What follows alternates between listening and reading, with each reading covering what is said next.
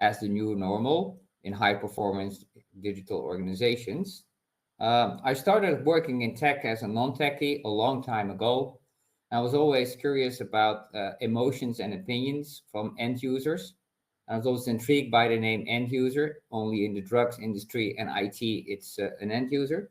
So I'm going to talk about experience management and a very exciting new program we developed in cooperation with DASA. And so what's experience management? And that's about the designing and improving of the sentiment. And sentiment is about the feelings, perceptions, opinions of people, like employees or customers or vendors or any other stakeholders. So it's about designing, but also capturing and improving the experience of people provided by organizations. And normally we have the Net Promoter Score or CSAT scores, but they are not sufficient enough. We survey people to death. So we need something else to measure and to optimize experiences. So XM is a very exciting new discipline. And it's, on one hand, it's very scientific, it's data-driven, and it correlates the sentiment of measurements, for example, how people feel or what they left behind in on a post or on social media with operational measurements. And we call that O data. So you have X data, you have O data. I will dive into that because it's a very intensive data-intensive exercise. But it's also a form of art, experience management. It evokes empathy. So you are getting closer to the end user, and you're better able to understand what they want, what they need, how journeys are actually going. So it's it also helps to make your job and your business work more intriguing, more exciting, more engaging. And also, experience management is not fluffy. It also has the ability to have a business impact.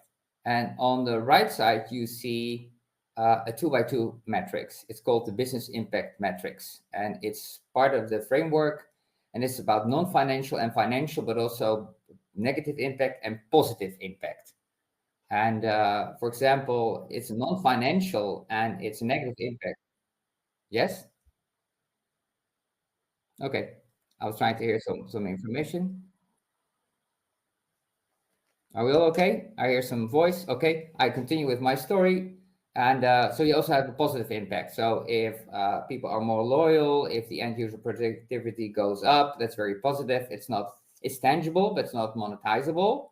But eventually, if people are more happy on your website and they love the new product, so you have economic value on time to market or margin increase. So experience management is not just about capturing the feelings and understanding why. Yep, it's just a display. So am I able to continue? Yes, now you see the slide and now you see another slide. And now you see number 3.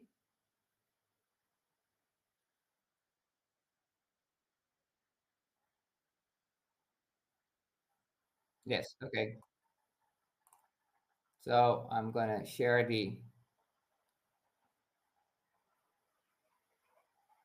that's very interesting.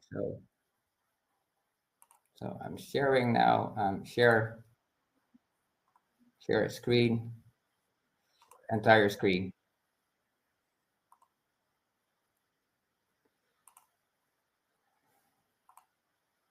So is this better? You see now slide 3?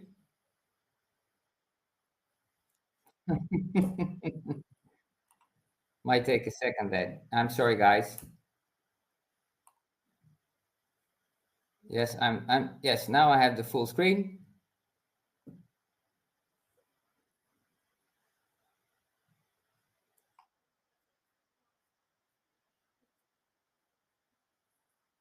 Yes, now you see slide 3.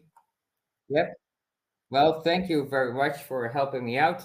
Well, it's technology. That's the funny thing about experience management. Even technology, you provide all the things, but it always ends up how the user is gonna use the product and loves the product or makes mistakes with the product itself. So let's business-wise, experience management is about not only the fluffy stuff, but it's about real making business impact. So experience management is also very data driven. It's about having the X data, that's solicited data. So for example, I send out a feedback request, a survey or pop-up, whatever, but also there's a lot of unsolicited X data when individuals leave feedback behind, for example, on your website, on social media, a 5-star rating, and that's a lot of information. It's out there that should be grabbed or organized or used by an organization. So you need a lot of to do about X data. A lot of companies, they do X data, they survey people, but they don't collect their data in one source. It's also about O data, so derived from operations like ERP systems or observability systems. So there's a lot of operational information you can use and analyze why people are not satisfied or how to optimize an experience. And there's a lot of data, behavior data, monitoring data, from activity tracking to observation. So there's a lot of data, and also now structured data and unstructured data. So there's more open text, images, video, also voice analytics, how people are viewing or experiencing a voice conversation, and you can use that information. So experience management is on the one hand a lot of data driven. The question is, why is experience management so important for any organization? That's very simple. It has to do with the word value. Value is key to the agile and the DevOps world. So what's the opposite of value? That's very interesting. So every organization has a certain amount of work that could be done, and it could be spent productively on the value, or it also could be wasted on non-value. And especially happens in the aftermath of when something went wrong in customer experience. And what's very interesting is that you have the value demand and the failure demand, and it adds up, and that is the organizational capacity. So if something goes wrong, if a product is launched and causes a bad customer experience, then the organization tries to fix that by customer support or doing other activities. So actually you're busy with failure demand and not value demand.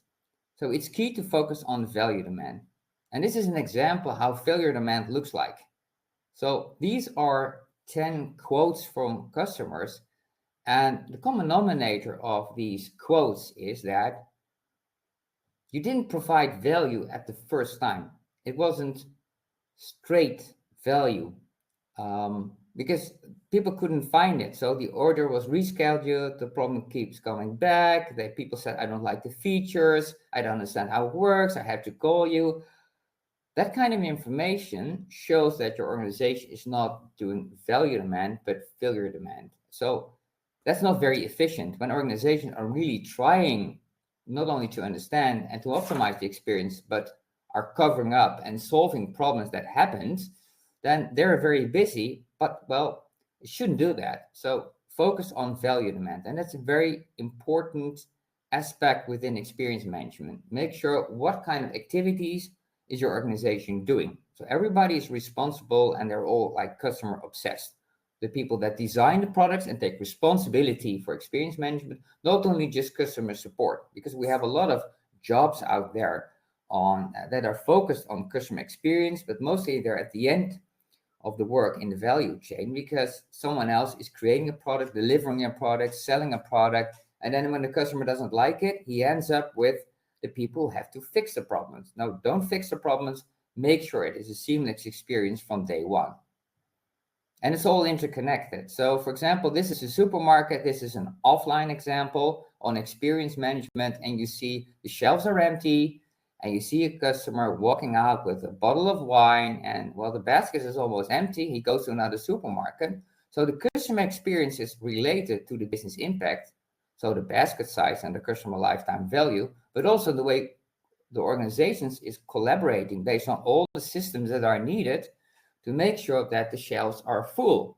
So this could be about the network, supply chain management, it doesn't matter, but they all have their part in the value chain. So they have to collaborate based on the outcome. One of the outcomes is customer experience, and the other one is business impact. So part of experience management is what we call the alphabet of X. So normally you have customer experience and employee experience, but there are multiple X's now on for example, on DevX. There was a great presentation earlier today, but also about micro experience and about product experience. So I will dive into some examples of the access that are really important in high performing organization. Let's take the concept of customer experience. So experience management is not just it's also applicable in many forms. So one of the key things that will be needed in the near future is to focus on user adoption, and it could be done business to employee, but also business to consumer. So we all talk about user adoption. That's not the same as training, but user adoption should be also be a metric within the experience management KPI system or framework you use. So usability, so is it intuitive, or do you need some time to really understand the system, or people don't like the system at all, even after weeks, then you fail. So for example, one of the EX or CX or end user experience forms is user adoption. So in the training we provide together with DASA to product teams and high performing organizations is about the alphabet. It's about customer experience, micro experience, user experience, product experience, and that's mainly customer focused, but also employee focused on employee experience and user experience as an IT user, but also DevX, so the employee experience of the tech community, and also digital employee experience management. That's more about the tools that people use if they're actually providing the value, if they're up, their performance. And there's also something called supplier experience that's important if you work together with other parties in the supply chain. And it ends up in brand experience. What's great about CX, that CX is already there for decades. But you see that what happens to CX is like cell division. So because CX is measured, after a while, people like the product, don't like the product, but that information is not real time. You need more real time, in-time information about the experience of a customer on a product or a customer journey. So you have CX, you have UX, and that's really the digital, and it ends up that you get more value out of micro experience, so measuring the customer experience during a journey. And those are the very small and light touch experiences that people have. It's really related to experience design, but micro experience are a key trend. So how do you understand all those tiny, small interactions between a customer and your organization in a digital journey? And maybe small things matter most. And then the other one is really exciting. That's called product experience. So product teams are responsible for everything end to end what the product is. So the product there, the software, the features, and all the technology, even into the network layer that's provided and that supports the product. And if you release something and you have a time box execution of features, you want to know if people like it, how they use it. So you want to have this feedback from the end user or the customer on your product. That information is combined with operational data and other data you have to understand why do people like this feature, why do they order more, why do they stay longer on this website, and really understand the dynamics of why. Because we know what people are doing, but why do they like it? Why are they buying more? Why are they staying longer? So product experience will be key in the high performing digital organization community. So PX and micro experience those are in time moments you need to get feedback from the end user community. What's also very important is to understand the word seamless. And seamless is part of the curriculum, and there are multiple dimensions of seamless. So the first one everybody knows is about digital journeys. And so these are inclusive digital interactions with all the touch points, and understanding that if people switch from one channel to the other channel or within one touch point, that the customer journey is seamless. There's another way of looking at journeys. These are a blended physical and digital experience into a cohesive process. So, for example, people go into a store, use QR codes, being online, and go from online back to the offline world. And we see more of those journeys digital journeys, mapping, and that's a combination of offline and online. So these are really related to the teams. But there's also a business to employee perspective on seamless experience. One of them is the digital workplace. So the digital workplace and all the tools and that are provided to the employees, and they need a lot of stuff nowadays. Make sure that the digital workplace is a seamless experience itself.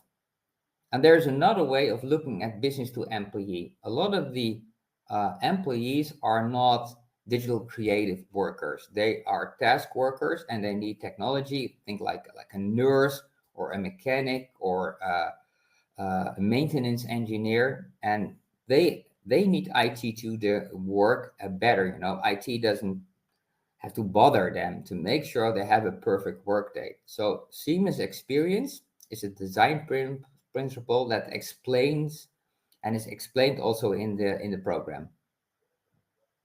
Seamless is there's a difference between seamless because and what we call customer delight. And a seamless experience is also about efficiency. It's about consistency, and it's very crucial in any organization. But at the end of the day, a seamless experience is the cheapest experience for a company itself because everything is provided highly efficient, but also very effective because it's the experience of the customer and it leads to other positive business outcomes. That's something else than customer delight. Customer delight is like a strategy that's creating a lasting positive emotion. And it's about not only meeting, but especially also exceeding expectation with moments of surprise and joy, excitement. And companies that choose for customer delight see also that experience is a competitive differentiator. And we compare that to the book, The Experience Economy, where a customer experience also could be a differentiator itself, like Starbucks or Disney. But like 95% of the organizations, a public organization or even a retail organization says, well, customer delight could be strategy, but a seamless experience always has to be there. So seamless is something that's different from customer delight and should always be part of your strategy. So experience management is delivering business outcome, and outcome is equal to value. And so output is what's delivered as a technology, as a service from the perspective of the maker, and outcome is the value. So one part of the outcome is a positive customer experience, but the other part of outcome is like a business impact. It's about selling more. It's about customers staying longer, improving the customer value, improving the customer retention, reducing churn, more positive feedback out there, easier getting new customers on board. Eventually, that's business outcome, it's economic outcome.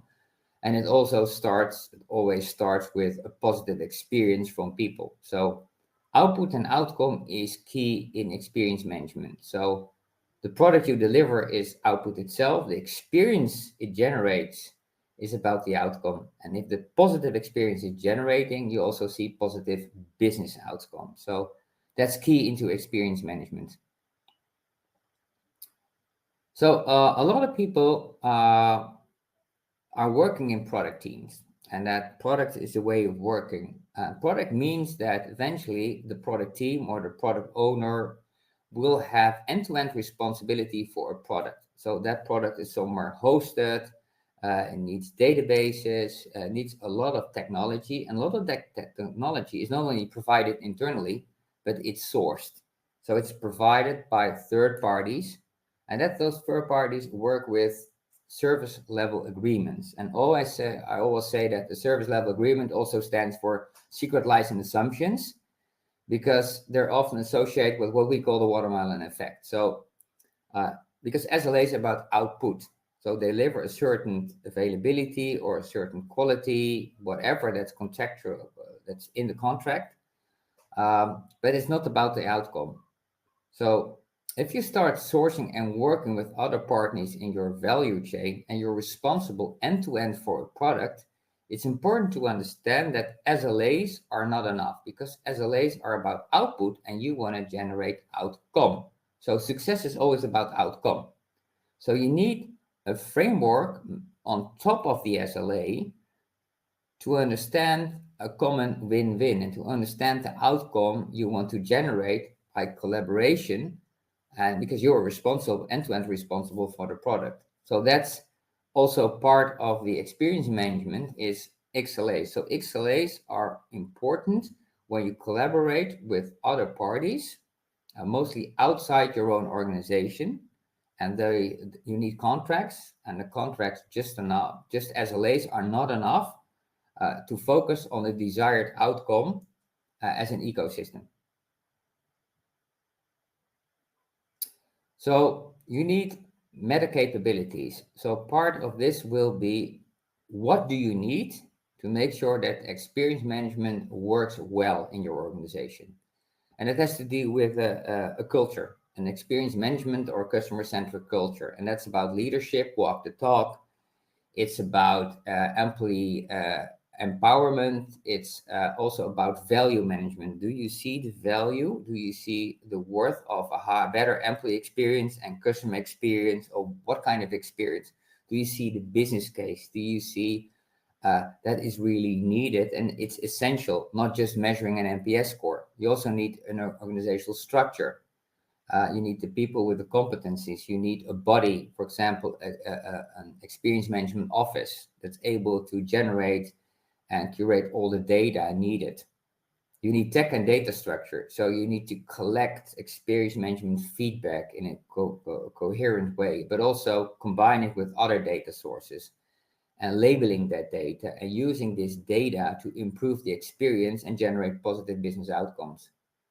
And the fourth one is about when you work together in a complex value chain with multiple parties and you are confronted with SLAs, that SLA just alone won't work. So then you have to be able to enable XLAs.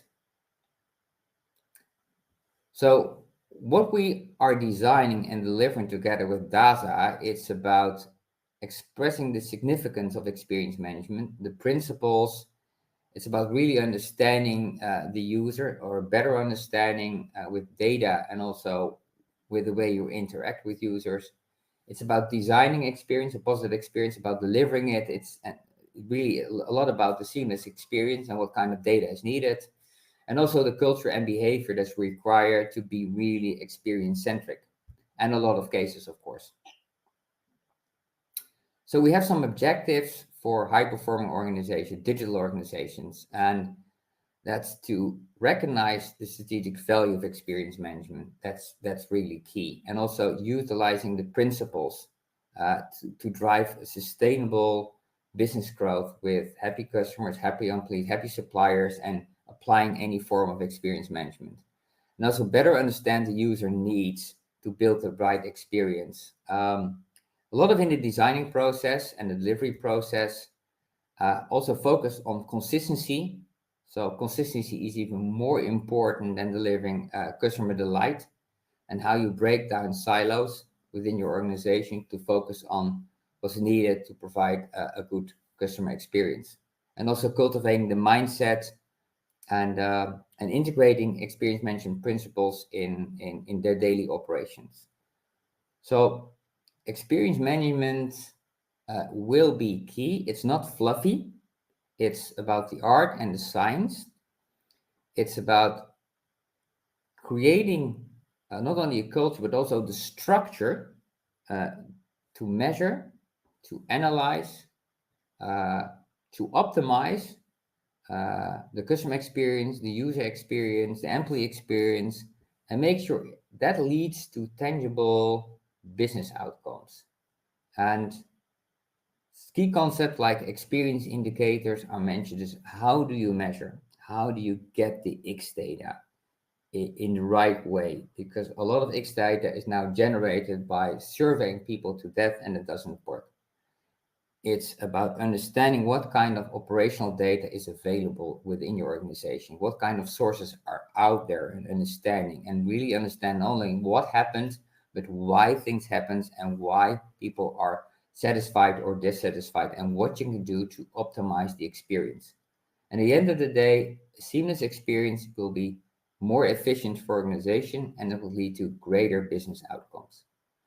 So that's my take on experience management.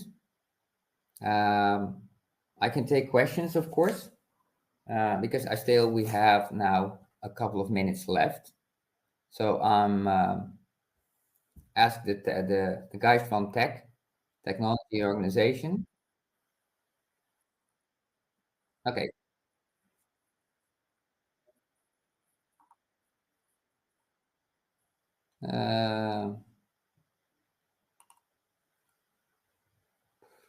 Yes, I'm so glad I was in the room today. That was a message. That's a Q&A. Yes. Oh, there are multiple in the Q&A. Yes. I'm curious about the title. Well, thank you very much. As a new normal, we seem to be stuck on slide 1. Yes, the slide are not moving. Yes, they're moving. Thank you very much. Thank you everybody for their patience. Thank you very much. That's also technology about experiences. Well, yes. Dr. Owen Fernandez, love this. Failure demand is product focused, while value demand must include experience management from the customer point of view. I totally agree. Thank you very much. Yeah, a great question about, are there any ethical considerations should organizations keep in mind when using experience management? Yes, of course. What kind of information are you tracking? Some information is really privacy sensitive. So you really should think about, what do we track? What do we store when we get information? How do you use that information? Of course. And that's really key. And actually, what kind of information do you use, for example, for upselling and cross-selling, if you have that information? So I know some examples of a bank that is really on complaint management. And when someone is more satisfied on how the complaint was handled, it's always a signal for them that the customer is more satisfied and willing to, for example, upsell. But you really have to know how to use that kind of information. So that was a very good question. So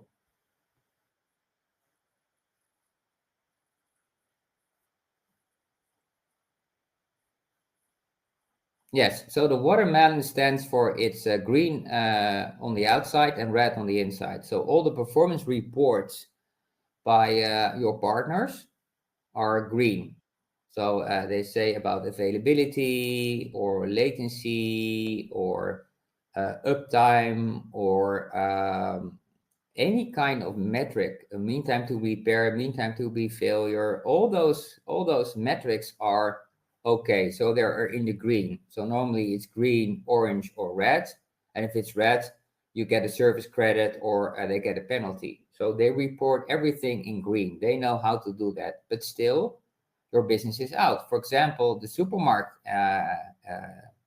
case is that all the suppliers were meeting their SLAs. So they were saying to the customer, we did okay, but the shelves were empty. So the customers were not happy and the basket size was influenced in negative way. So that's the watermelon effect, that everybody reports that they're doing okay, but actually you look outside and you see, okay, this is almost FUBAR. This is a situation that's not true. So having one common truth is very important. So the watermelon effect should be gone. So everybody should focus on the same outcome, on the same experience. Well, thank you for everybody for being there. Thank you. Bye.